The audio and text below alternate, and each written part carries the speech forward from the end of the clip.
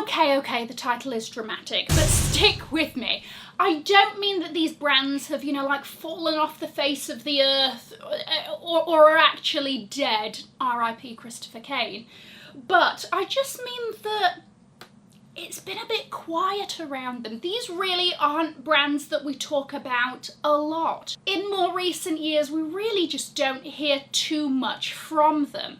And look, fashion is very cyclical. There are those brands that are really enjoying their time in the spotlight, living their best lives. You know, something like a Loewe at the moment, a Miu Miu, a Prada. Oh my gosh, up until like, what, 2 years ago? Miu Miu was really not that brand. And now, look at it. Oh my gosh, it's been cleaning up. They're having a wonderful time, you know? And so, by no means, you know, are these collecting dust in the corner. But for whatever reason, we're really not talking about them much. So, I wanted to go through a few of them today. Maybe my theories on why they're not being spoken about. I mean, so much of this depends on, like, stylists pulling the brand, their PR team, you know, have they got a good PR team? Some brands we really only talk about because they're out here, you know, doing tomfoolery or like doing weird stuff for runways, you know, like Copernic, stuff like that. They love a good PR stunt, okay?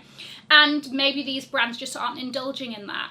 Also, it depends on where you live. Maybe these brands are thriving elsewhere. And again, this is my perception. I've got no facts and figures here. I've got no search data, even though I did try.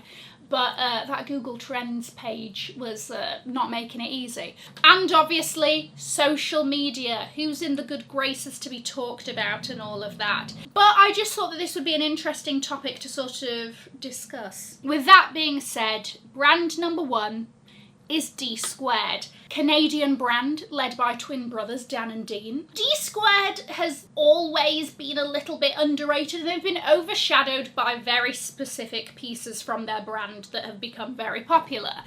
For example, the icon hat, the jeans that look like they've been plucked straight from 2012. There's a lot of rips, there's a lot of skinniness, there's a lot of very indigo dye happening. It's giving club promoter. It's giving, you know, if somebody were to create a Venn diagram of wears the Dsquared jeans, skinny jeans specifically, and cheats on their partner, that Venn diagram is overlapping, and it's overlapping quite a lot. It was a joke, don't worry.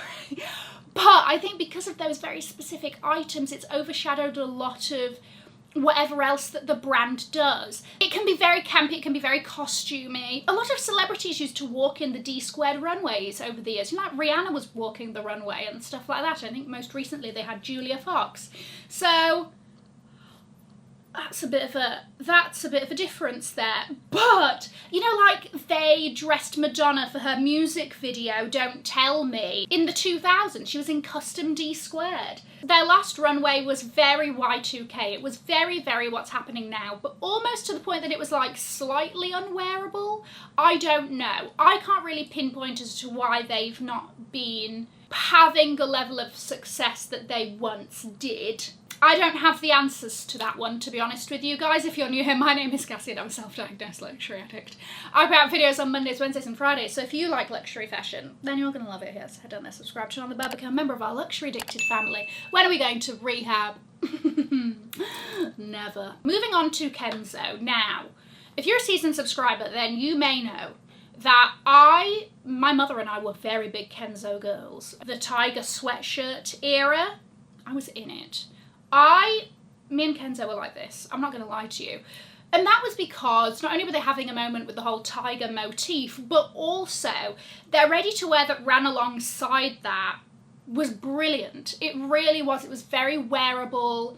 It was interesting. I still have like a Kenzo skirt that I wear so much now because it's great, and there's nothing that sort of falls like that I can find since. Really interesting textures and stuff like that. So the creative directors over that time, I think they were from 2012 to 2019, Umberto Leon and Carol Lim. There was a creative director that was for a few years. Now it's Nigo. That's been since 2021. And while I will say I think the men's offering is slightly better than the women's, it's nothing to write home about. You know, they keep sort of like using that poppy motif that we know from like Kenzo perfumes. And aside from that, there is absolutely nothing particularly recognisable. It's more of a contemporary brand, so you're looking at that price point, but even still, there's just nothing, in my opinion, these are all my opinions, absolutely nothing to write home about. It almost feels like the fact that they have a runway show is a bit wasted on them, to be honest with you. I don't know. Maybe I'm just being too harsh. And then we move into Moschino. And this is one that, like, I really feel like they've been missing a trick. Because when you think of Moschino, you think of over the top, you think of novelty. Again, you think of that, like, campiness. It's very tongue-in-cheek. It makes fun of itself. It knows exactly what it is.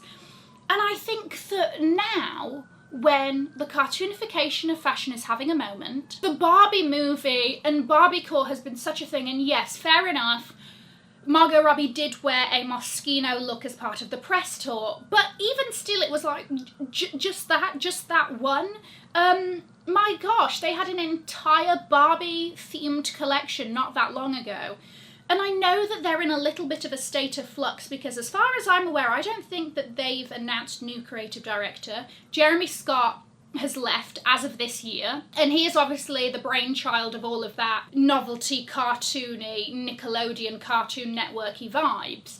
So maybe that's a part of it, but I mean, they had an inflatable shoe that looks like the heels that Barbie actually wears, like the doll. And it's like, how was this not a part of? And to be honest with you, there's a whole part of fashion that we really don't have an insight into that is very much the business side and, you know, how brands play the game with movie studios and stylists and all of that. And fair enough, maybe that's a part of it. But it seems a shame that, like, oh my gosh, the one brand that should be capitalising off of all of these trends right now isn't. Their Instagram does sort of look like they're focusing a little bit more on Moschino jeans, but also it does seem to be having a little bit more of a grown-up look, if that makes sense. There's none of that overtly cartoony vibe that we're seeing there. So maybe they're in a shift themselves. Hervé Leger, what does it bring up to you? I think you're on either side of the spectrum here. You're either like, oh my gosh, love a bandage dress, 2012 realness, suck me in, bandage me up, out for a night out. Or you're like, that was actually my worst nightmare, and if I could burn them all, I would. So I understand that there are both ends to this. I am in the camp of, I love a good bandage dress. They're iconic.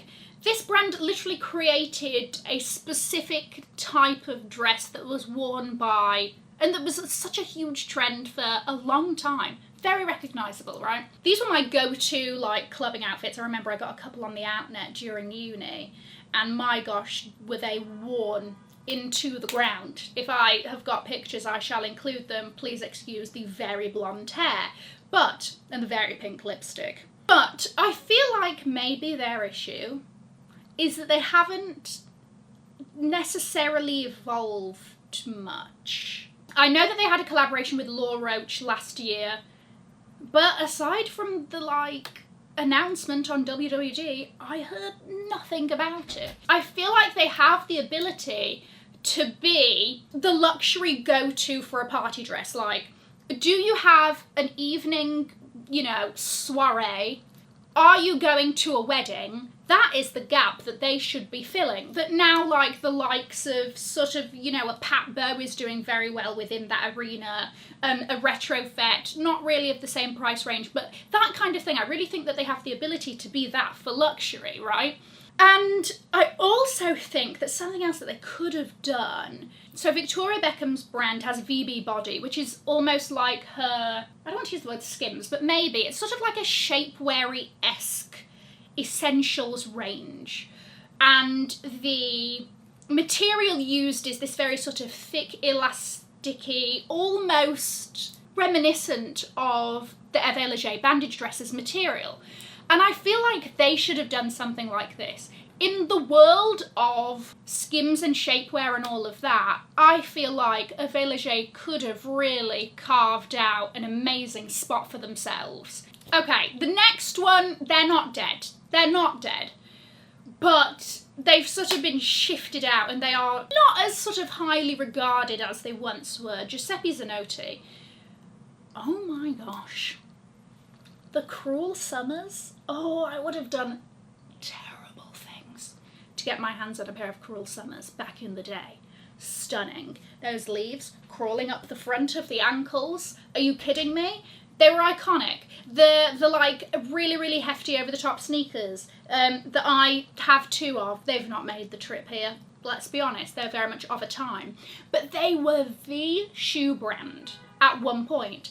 And I know that the shoe market especially, fashion in general is very hard to sort of maintain a level of popularity in, right? But I think shoes especially, because there are a lot of new brands coming out, things move very quickly and you can be sort of shunted off the top spot before you know it. And we've got brands like Mac & Mac and Dsquared, Perferi and stuff like that now. And look, if you look at Giuseppe Zanoti, they're pumping out some really great pieces. Everything from the over-the-top crystals, platformy. They've got a platform that is very much sort of luxury twist on a stripper pleaser's shoe. Then you've got things like this really beautiful metallic simple pump, right? You have both ends of the spectrum. It's definitely more on the statementy side, but they've very much been overshadowed by a lot of other brands. I really don't hear them being spoken about anywhere near the same amount, and really not that much. And I do think that they deserve a little bit more toot toot. Their sneakers, however, are very much still stuck in 2015, so if we could just do something about that, that would be wonderful. Then we move on to Roland Mouret. Now, the Galaxy dress by Roland Mouret is one of those pieces that will forever live in my memory. And I remember being a teenager, or maybe even a tween, I don't know, and seeing this dress, and I remember thinking that it was the most beautiful crafted dress, and the women that wore it looked like goddesses, right?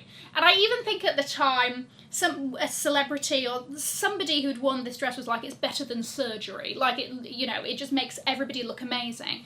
And the cut and the cap sleeves, and obsessed. My mum has a green one.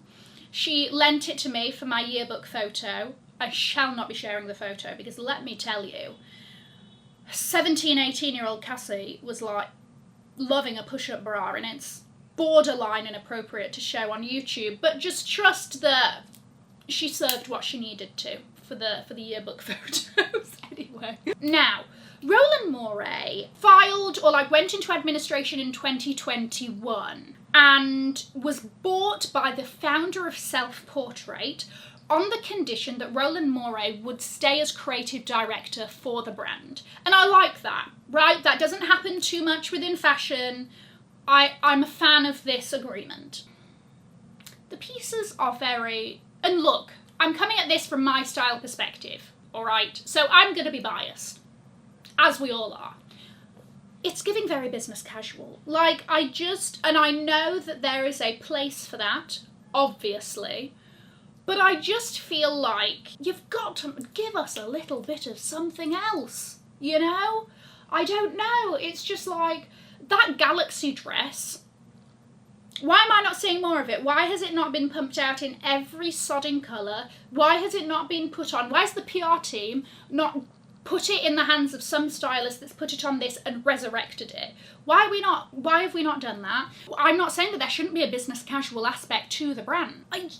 Do something a bit different. No, just like a little bit of fire and everything, because you can get that from other brands. They've also, another thing that they did was they lowered the price point of some of the pieces, which is a good thing. Now, the last brands, once again, are by no means dead in the water, and I'm being harsh, but I just thought, while we're on the topic, let's discuss Givenchy. Givenchy under Riccardo Tisci that was a time in which to be alive.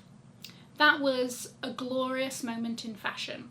And the thing about that was, it wasn't just the popularity of the accessories, the Antigona, they did the Pandora bag, and the shark boots. but the ready-to-wear was also so highly sought after and popular at the time as well.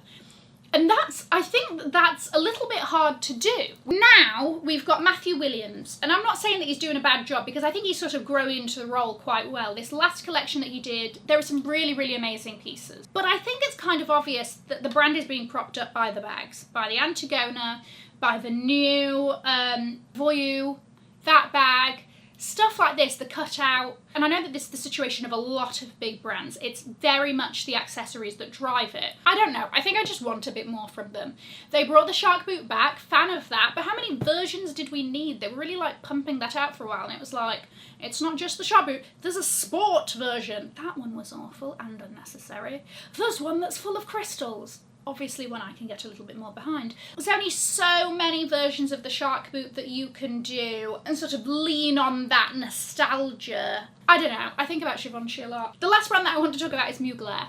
Now this might be a bit of a shocker because obviously Mugler has been doing so well the last few years. The spiral this, the spiral that, the bodysuits, the jeans, all of this. They just did their collaboration with H&M. I have a little bit of a concern because I think that they almost need to be a bit careful from here on out, because if they keep doing what they're doing, everybody is getting bored very quickly, especially following the H&M collaboration, especially because that collaboration was pretty much copy and paste mainline Mugler. They need to change it up if they want to keep having the same level of success as they have been the past few years. Anyway, those are my thoughts on dormant. I should probably call them dormant instead of dead brand. Brands that are sort of in semi-hibernation. Let me know what you think. Let me know if you have any suggestions of brands that have fallen off a bit and, you know, you'd like to see back having a moment. I'm going to leave a link to another video here in case you haven't already seen it. Have an amazing morning, afternoon or evening wherever you are, and in the words of my father, if you've enjoyed it, tell your friends. If you haven't, keep your mouth shut. I'll see you in my next video. Mwah. Bye guys.